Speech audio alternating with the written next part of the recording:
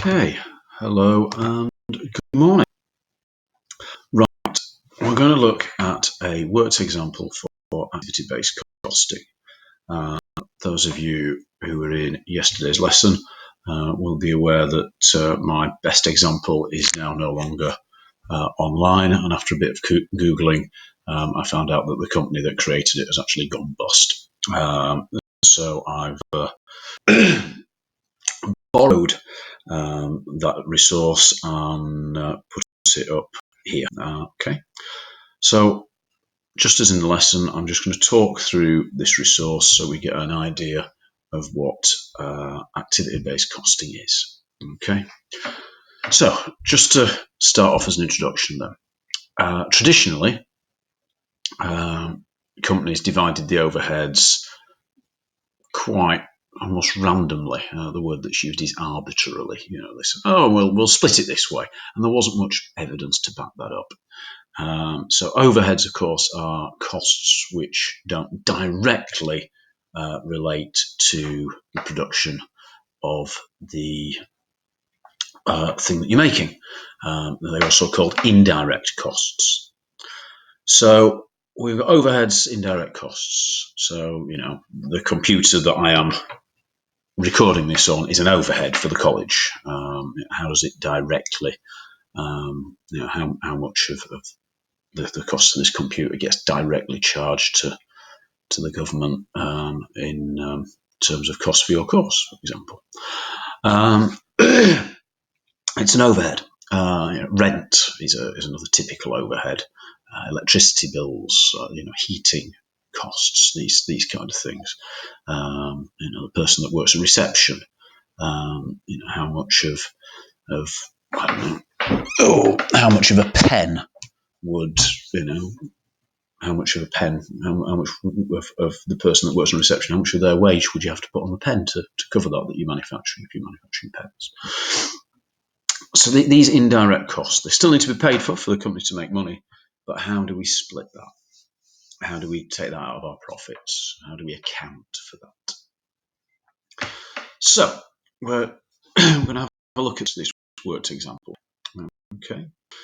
So it says table 1, contribution by customer. Exciting. Right. Contribution by customer. So here, revenue. So this is how much money we make off each customer. Okay. And there's the total there. Cost of sales. How much does it cost us to actually make the thing that we sell them? Okay. And then contribution. So this value here is the difference between these two values above. Okay. And you'll notice as we go through this, there's little question marks there. So when you access this, you can click on the little question marks, and that will pop up some information there. Okay. I've tried to expand on the resource by just putting little explanatory texts in. Okay. So hopefully that will help. Now, here we go. Now let's run down to the next table. Okay, I'm going to trust that you can read this in time. Just a quick lesson. A portion of overheads. So little thing there. So what does that mean? Well, we've said we have this much overhead. Here in the text it says £6,500 overhead. Okay, so obviously we need to recoup that overhead back. So where do we take that from? How do we split that between our two customers? Okay, so we're going to split that in the same proportion as the cost of sales. Okay, so 6,000 divided by 13,000, and then let's multiply that number by that 6,500. Okay, so we're doing it in the same ratio. Okay, so that gives us these figures here for our overheads. Okay, which gives us a total of 6,500. Yeah, that's our check, isn't it? Okay, so and our profit then is our overheads. Our overheads subtracted from our contribution. Yeah, so and our contribution was the difference between the amount it costs us to make the thing in direct costs yeah, and the amount that the customer pays us. Right. So I've just got a little thing as well. Okay. Right. So this suggests that customer B is more profitable than customer A. So the problem is that we've allocated the overheads in an arbitrary way. So there's no real rhyme or reason to it. We've just thought, yeah, that looks about right. Okay. So an activity-based costing breaks down those overheads and it says, well, actually, this overhead comes from this place. This overhead comes from this place. And it kind of makes overheads, indirect costs, easier to manage as direct costs. Okay, and how do we do that? Well, we look at the activities that are involved in creating that overhead. Yeah, and we can split that down into anything really. It would depend on the company. It would depend on the product.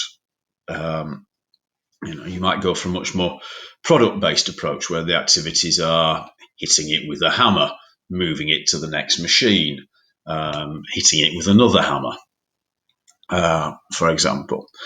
But for this example, they've broken it down into the activities of making the sale, okay, and contact with the customer, what's involved on that side of things.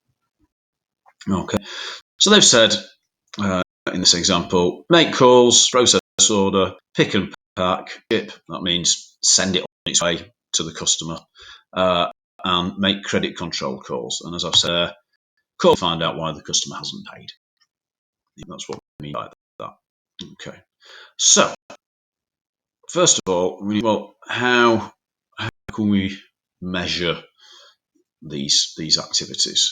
Okay, and they come up with two resources that all these activities use, and that's staff, i.e. the people that do these things, and building, i.e. the place where people work. So FT, time equivalent. Okay, so we've got a helper for FTE. I thought a helper for FTE. Yeah, there we are. FTE, first time used in the text there. Full-time equivalent, if you have two people working at 0.5, that makes one full-time equivalent. So it's just a way of sort of calculating the number of hours that people work. So they've said, right, full-time equivalent is 2,500, floor area is 4,000. And again, we should notice that these two numbers add up to our overhead, 6,500. Okay, and as I've said here, these two numbers are made up for the example, but they are the total of the overhead. Okay, right. So we're coming down again. So those are the two resources that we're going to do. So first of all, we're going to look at full-time equivalent. We're going to look at the staff. So they've got two people making sales calls, one person processing orders, two people picking and packing, three people shipping, two people bill chasing, for a total of 10 people. Okay, and obviously again, this row here is made up as. Then we can calculate this, can't we? Yeah. So if the total's 2,500 and you've got 10 people, then a tenth of 2,500 is 250. So one person will cost 250. Yeah, okay. Two people would cost 500 because that's twice 250. Yeah, three 250s is 750. But of course, that total all comes to 2,500, which is what we'd said there. Okay. All right. So we can calculate that. So we can, we've got 10 people. Yeah, we can make sure that the proportions are correct, can't we? Okay. So that's actually calculated based on that figure, the full-time equivalent and the total resource cost there. Okay. Right. So allocation of building costs based on area. So that was the other thing that we were looking at, wasn't it? Building, and we said the resource drive was the floor area. And that's a total of £4,000. So we've got £4,000 to play with. So again, we're looking at the proportion. So 8 meters squared is how much of a total of 80? Okay, so It's a tenth, and a tenth of 4, so 8 out of 80 is a tenth, and a tenth of 4,000 is 400. Yeah, 9.4 is just over 10%, but we can calculate that by dividing 9.4 by 80 and then multiplying that by our 4,000, which gets us 470. So again, we can calculate these activity costs based on the floor area. Yeah, obviously, we're just given these numbers in this example. If it were your place of work, you'd maybe have a plan, or you might even have to actually get a tape measure and go out and measure to find the floor areas. Yeah. Okay. So this column here is given, but this column here is calculated based on the total floor area and the total activity cost. Okay. So here we've simply added up the costs from table 4 and table 5. That's this table here and this table here. Okay. And then finally, we're saying, well, we've got our total activity cost. We've got our activity driver, so number of sales calls, number of orders, and number of bill chases. Yeah. So, again, numbers in these two columns are made up because, we don't know. But, again, if it was your business, you'd hopefully have access to this data. Yeah. And that's just the totals column there. So we've broken down our overheads into two cost areas. We've looked at how the activities use those cost areas. And now we're saying, well, how often do we use that cost area for customer A and customer B? Okay. So finally then, we're saying activity costs by customer. So how do we work out these numbers? Okay, well, let's have a look. So these figures are driven by the previous table. So for example, make sales calls. Customer A has 18 out of 30 calls. 18 divided by 30, which would give us a number. So if we multiply that by the total, 900, which is that number just there, then we get £450.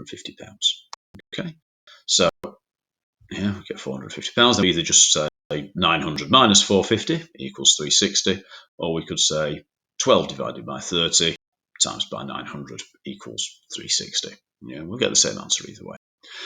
All right. And then, so we've got totals. Yay for totals. So where do we go from there? So we've got a cost to serve. So that's this bottom total here. Cost to serve. The cost to serve customer A, is £1,260. The cost to serving customer B is £5,240. Okay. So instead of having the overhead column that we had back in table 2 up at the top, we've now got a cost to serve column. Row. So instead of an overhead row, we've got a cost to serve row. Yeah. And that is a very different profit and loss. It says that customer B is actually the worst customer because we spend a lot more time and effort on customer B. And we're actually losing money by serving customer B because, we spend a lot of time and effort on them. And and so that might then go on to inform our thinking about our customers. How do we can't keep doing business with customer B because customer B is losing us money. So we need to change our relationship with customer B in order for them to be more profitable. And that is kind of that, really. So as I said, what I would like you to do is I'd like you to go through and I'd like you to put this lot into an Excel spreadsheet. Okay.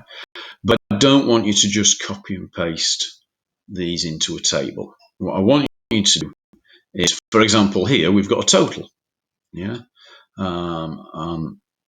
So in Excel, you can make this total an actual total of these two cells. Okay. So that would mean that if we change the number here, this number would change automatically. So I want you to read through carefully. I just want you to put together a quick table, but where values are calculated, I want to do the calculation in Excel. Okay, and in the next video, I'll just go through some of the basics of Excel for those of you, if it's been a while since you've used it, or indeed if it passed you by. Okay, so that's activity-based costing. So it's activity-based costing then is a way of breaking down the overheads instead of them being this woolly thing that we don't know much about. It's breaking them down so they look more like direct costs. So we can say, well, actually, we're assigning this much overhead to this part or this company or even both. Okay, right. Thank you very much.